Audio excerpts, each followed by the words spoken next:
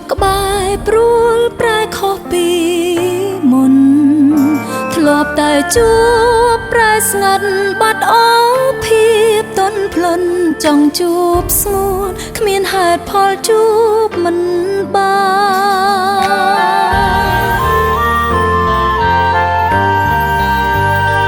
ទូរស័ព្ទបងអស់ថ្ម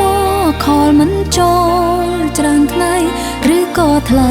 បងរវល់ណាត់អ្នកផ្សេងស្នេហ៍ដើរដល់ផ្លូវនេះបត់ស្ដាំឬបត់ឆ្វេងផ្លូវវង្វេងទៅមុខក៏ទៅមិនដល់បើទូរស័ព្ទអងថ្មក៏អាចសាងថ្មពេញអស់ចិត្តវិញគ្មានអ្វីស្រោចស្រង់វិញបានតើអស់ចិត្តឬអស់ថ្ម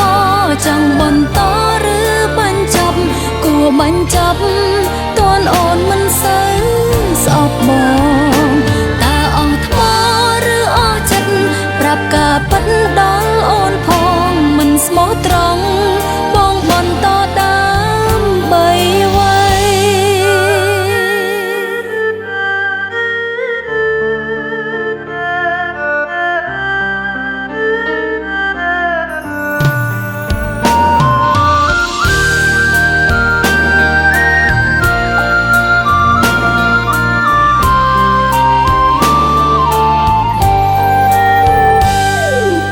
ជាមនុស្សម្នាក់លែងជឿជាក់លើស្នេហ៍មនុស្សធ្លាប់ក្បែរព្រួលប្រែខុសពីមុនធ្លាប់តែជួបប្រែស្ងាត់បាត់អស់ភាពទន់ភ្លន់ចង់ជួបស្ងួនគ្មានហេតុផលជួបមិនបាន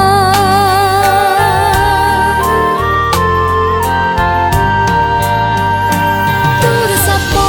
ងអស់ថ្មខលមិនចូលច្រើនថ្ងៃឬក៏ថ្លៃបងរវល់ណាត់អ្នកផ្សេង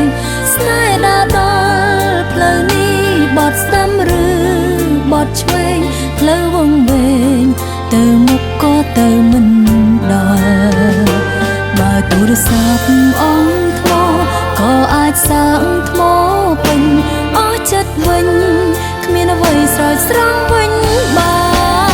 នតើអស់ចិត្តឬអស់ថ្មចង់បន្តឬបញ្ចប់គួរបញ្ចប់